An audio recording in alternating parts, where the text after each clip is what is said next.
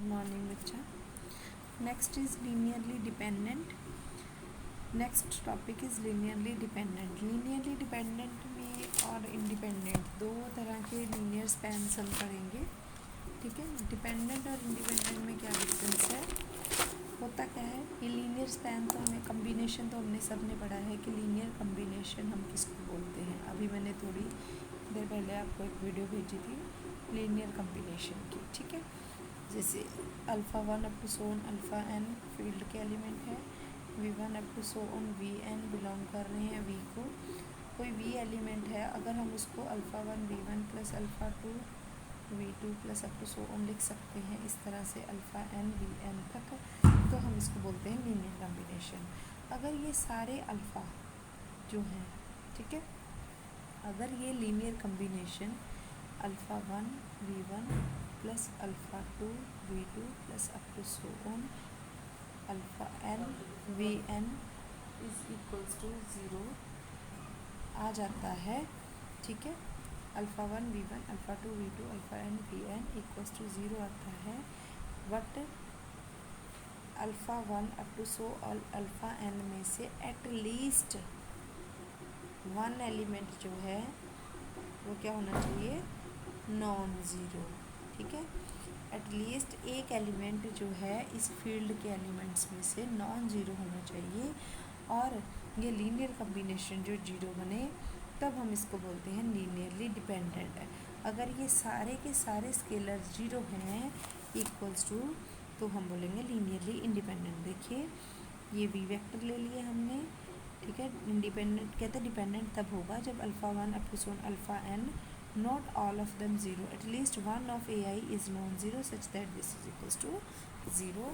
Independent में उल्टा हो जाएगा, सेम उसी तरह से आ जाएगा linearly independent if all the elements of the field is equals to zero such that this is equals to zero, ठीक है। अब ये हो गया हमारे पास थ्योरम नंबर 11, ठीक है। अब थ्योरम नंबर 11 में देखिए क्या है, let V be a vector space over a field F, then prove that every non-zero singleton subset of V is linearly independent over F, ठीक है। फर्स्ट पार्ट हम पढ़ेंगे क्योंकि सारे इकट्ठे पढ़ लिए तो फिर याद नहीं रहेगा। कहते V क्या है, नॉन ज़ीरो है, तो V बिलोंग कर रहा है V को, नॉन ज़ीरो है ये, ठीक है। तो अल्फ़ा F अल्फ़ा बिलोंग करेगा फील्ड को, तो ए वी अगर जीरो है सच दैट कोई alpha one into V is equals to zero है, वी यहाँ पे नॉन ज़ीरो है। अब दो नंबर्स का प्रोडक्ट जीरो है, इधर this is equals to zero और this is equals to zero. अगर इनमें से अल्फ़ा ज़ीरो है इट मीन्स कि v is not equals to zero, इसलिए अल्फ़ा ऑब्वियसली ज़ीरो होगा। अगर अल्फ़ा ज़ीरो हो गया तो मतलब अगर अल्फ़ा एक ही था तो उसमें शर्त क्या थी कि एक ना एक नॉन ज़ीरो होना ज़रूरी अगर डिपेंडेंट है तो, पर अब ये जीरो हो गया, इट्स मीन्स ये क्या है, लीनियरली इंडिपेंडेंट। नेक्स्ट है कि every set containing only zero vector is linearly dependent over field F. कहते हैं कि अब एक एस ले लिया जिसमें जीरो बिलोंग कर रहा है वी को, take alpha be any non zero element, ठीक है। अब अल्फ़ा हमने कोई नॉन ज़ीरो एलिमेंट ले लिया है, एक मिनट, अल्फ़ा हमने कोई नॉन ज़ीरो एलिमेंट ले लिया है, alpha into zero is equals to zero for alpha is not equals to zero. ये हमने लिया है कि अल्फ़ा ज़ीरो नहीं है, तो ये zero into V is equals to zero है, ऑब्वियसली ये क्या आ जाएगा, डिपेंडेंट आ जाएगा। तो इसमें कंडीशन ही क्या थी कि a set containing only zero element वो लीनियरली डिपेंडेंट होगा।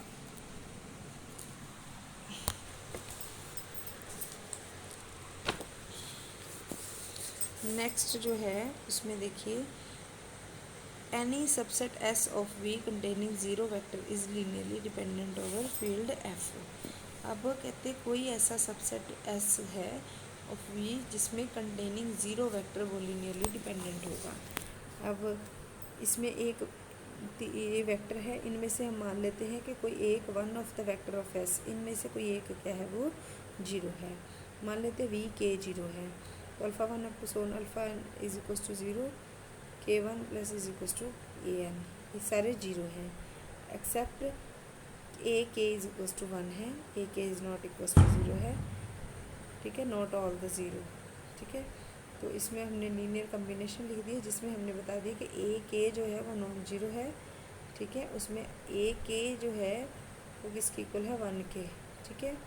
बाकी ए से लेके ए एन तक सब जीरो हैं सिवाय ए के, और सारे वेक्टर्स नॉन जीरो हैं, सिर्फ वी के जीरो है। तो ये लीनियर कम्बिनेशन जीरो बन गया। We have scalar this not all zero such that ये क्या आ जाएगा, लीनियरली डिपेंडेंट आ जाएगा, ठीक है बेटा। क्योंकि कोई वेक्टर स्पेस अगर जीरो के इक्वल तभी हो सकती है अगर दोनों में से कोई एक नॉन ज़ीरो हो। तो यहाँ पे हम ज़ीरो हो, तो यहाँ पे हम लेके जा रहे हैं कि एक वेक्टर जो था उसका ज़ीरो वेक्टर है, तो ऑब्वियसली उसका स्केलर नॉन ज़ीरो होगा, ठीक है। अगर हम लेके चल रहे हैं कि एक वेक्टर नॉन ज़ीरो है, तो उस कम्बिनेशन में उस वेक्टर का जो स्केलर है वो नॉन ज़ीरो होगा। अगर उसका स्केलर नॉन ज़ीरो हो गया तो वो लीनियरली डिपेंडेंट हो जाएगा, सिंपल।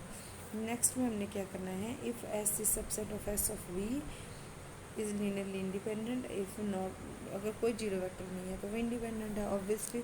अगर कोई जीरो वेक्टर नहीं है तो उसके सारे स्केलर क्या होंगे, जीरो होंगे। ये डेफिनेशन नहीं है, ये थ्रू डेफिनेशन ही हम कर लेंगे, बस यही लिखेंगे कि according to definition every superset of linearly dependent set is linearly dependent.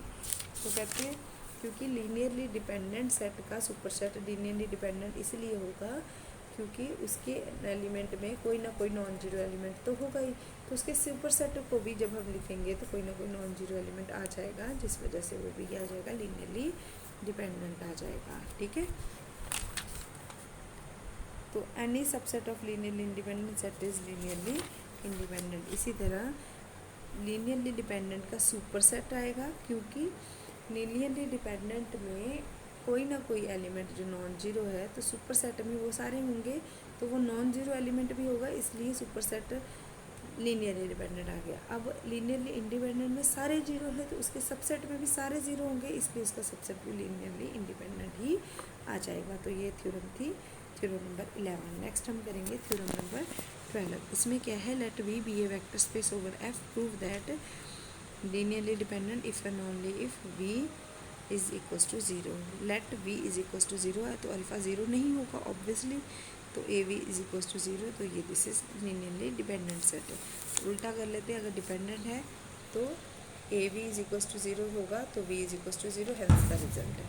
Second में क्या है, the set V one and V two is linearly dependent if and only if v1 and v2 are collinear, that is if and only if one is a scalar multiple of the other. let v1 and v2 be linearly dependent set है, there exist scalar आ जाएगी alpha beta not both zero से alpha is non equal to zero. अगर दोनों ही zero नहीं है, मान लेते हैं कि अल्फ़ा ज़ीरो नहीं है, सच दैट इनका combination is equals to zero है, तो alpha v1 is equals to minus V beta two, तो v1 इसके इक्वल आ जाएगा, इसके इक्वल आ जाएगा, तो v1 is a scalar multiple of v2, hence v1 v2 are collinear vectors आ जाएंगे, ठीक है। इस पे कोलिनियर इसलिए है क्योंकि अल्फ़ा जीरो के इक्वल नहीं है, ठीक है। कन्वर्स अगर ये कोलिनियर है तो v1 इज इक्वल्स टू के v2 के होता है। बेटा कोलिनियर की ये है कि हम दो वेक्टर्स को अगर लिखते हैं, अगर वो कोलिनियर है तो सिर्फ एक स्केलर डिफरेंस आता है, तो वो स्केलर हमने के ले लिया है, तो इधर माइनस मल्टीप्लाई हो गया, तो इसके अल्फ़ा आ गया 1 के इक्वल, बीटा आ गया के इक्वल, ठीक है। तो दोनों ही जीरो नहीं है इसलिए ये डिपेंडेंट आ गई, ठीक है। तो ये एक इसका पार्ट हो गया सेकेंड वाला। लेट अब तीन ले लिए हैं हमने, लीनियरली डिपेंडेंट ले लिए हैं, तो उसको हमने कोप्लेनर प्रूव करना है, ठीक है। कोप्लेनर भी हम सेम उसी तरह से प्रूव करेंगे, तो ये कोप्लेनर हो गया लीनियर कॉम्बिनेशन, और इसका कन्वर्स भी उसी तरह से प्रूव करके हम बता देंगे कि वो लीनियरली डिपेंडेंट है। 12th थ्योरम जो है वो बहुत ही सिंपल है। नेक्स्ट है, if V F is a vector space then prove that the set S of non zero vector this belongs to V is linearly dependent if and only if element of S is a linear combination of the other. Also show that L v1 up to vn is equals to L v one up to so on we n. इसमें देखिए we के जो है वो missing है, ठीक है, और वो क्यों मिसिंग है वो हम देखेंगे अभी। अब it is given that linear combination जो है इसका L v one to v n का वो क्या है, लीनियरली डिपेंडेंट सेट है। तो ये क्या है, नॉट ऑल ज़ीरो, इनमें से सब जीरो नहीं है। तो a i are not all zero, a k is not equals to zero, ये हम ले लेते हैं, a I is not equals to k, ठीक है। Equation a can be written as this, ठीक है। अब ए के वी के जो है हमने एक साइड पे रहने दिया, बाकी सब ज़ीरो वाली साइड पे ले गए, तो ये माइनस हो जाएंगे सब, इसलिए माइनस इनका कॉमन। अब इनको ए के से डिवाइड कर दिया, ये बन के कोप्लेनर, ठीक है। अब v k can be express as linear combination of, इन सब का कॉम्बिनेशन बन गया ये वाला, ठीक है। अब ये हमने प्रूव करना था, ठीक है। अब नेक्स्ट क्या है, इसका कन्वर्स है। तो अगर इस तरह से हम लिख सकते हैं कि v one up to so on this is the linear combination of v के, तो इसको इस तरह से लिख देंगे, वी के को इधर ले आएंगे, which is equals to zero आ जाएगा। तो इसमें आ जाएगा कि -1 है, -1 एक ऐसा स्केलर है जो जीरो नहीं है, अगर जीरो नहीं है तो लीनियरली डिपेंडेंट आ जाएगा। तो 13th थ्योरम भी बहुत सिंपल है। Next theorem is if V F is a vector space then prove that the set S of non-zero vectors v1 up to so on vn belongs to v is linearly dependent if and only if some vector vm belongs to s can be expressed as linear combination of its preceding vectors।